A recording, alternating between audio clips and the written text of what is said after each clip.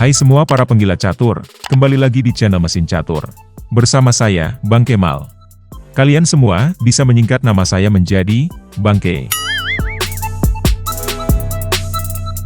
Hari ini, kita akan menyaksikan sebuah permainan yang sangat menarik, antar pecatur terbaik Uni Soviet pada masanya.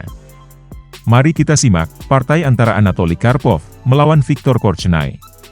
Pertarungan ini terjadi pada tahun 1971 di Leningrad, Uni Soviet. Tak usah berteler-teler lagi, langsung saja kita gelar tikar pandan. Nyoah beset mang. Karpov memulai dengan E4.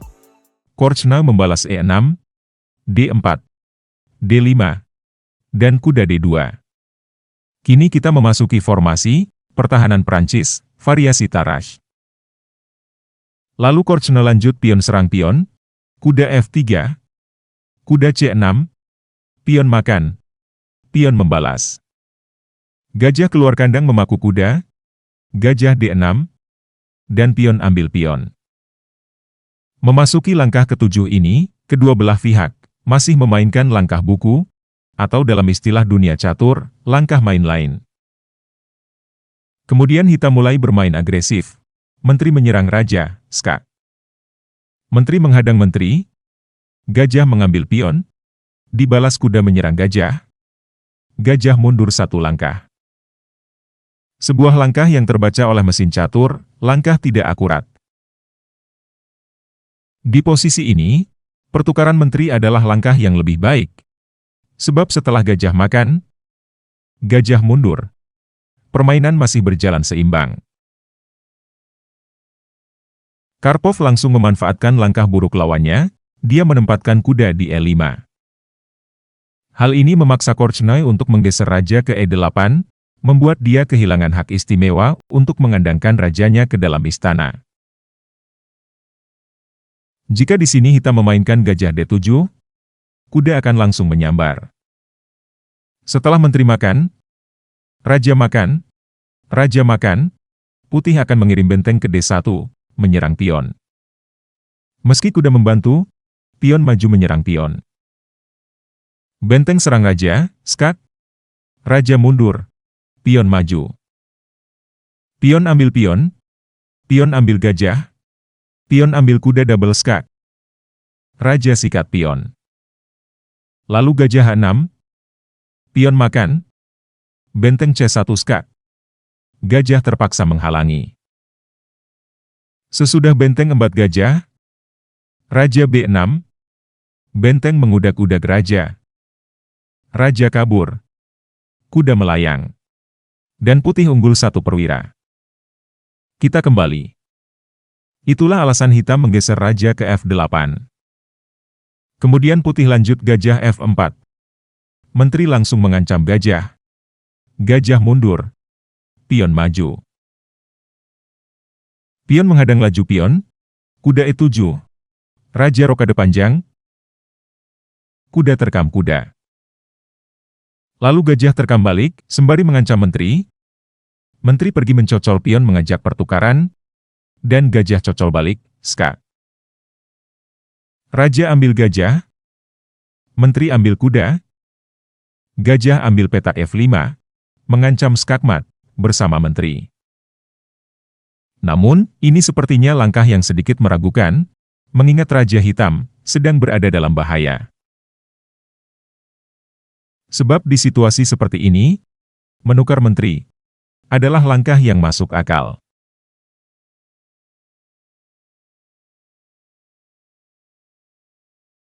Tentunya menteri langsung menyerang raja, skak.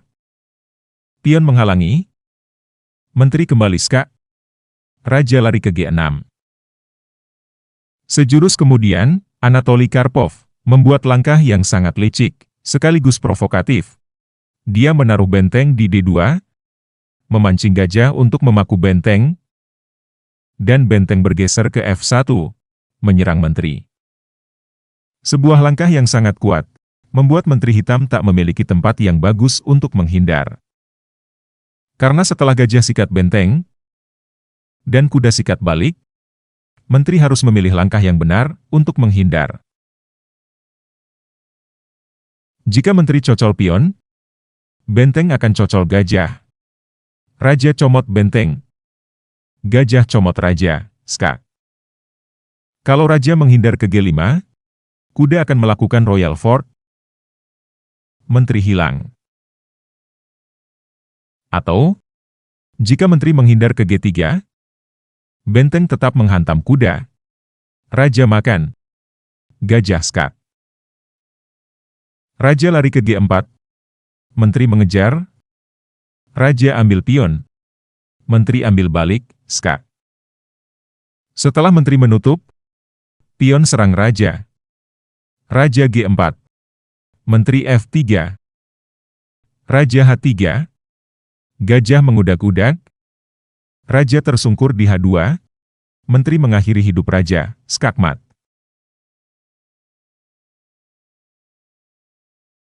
Mengingat semua itu, langkah terbaik dari yang terburuk buat hitam adalah menempatkan menteri di D4.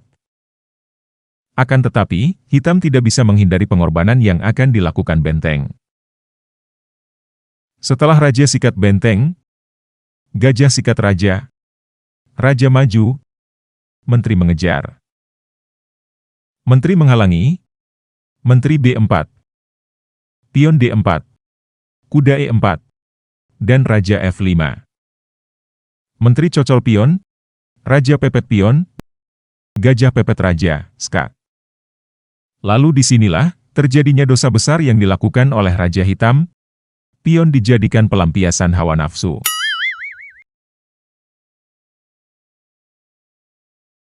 Di posisi ini, sebenarnya hitam bisa memaksakan untuk membuat remis dengan 3 kali pengulangan langkah.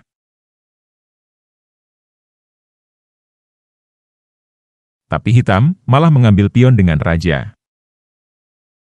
Tentunya, langkah blunder ini langsung dihukum dengan pion serang raja, skak. Raja kabur.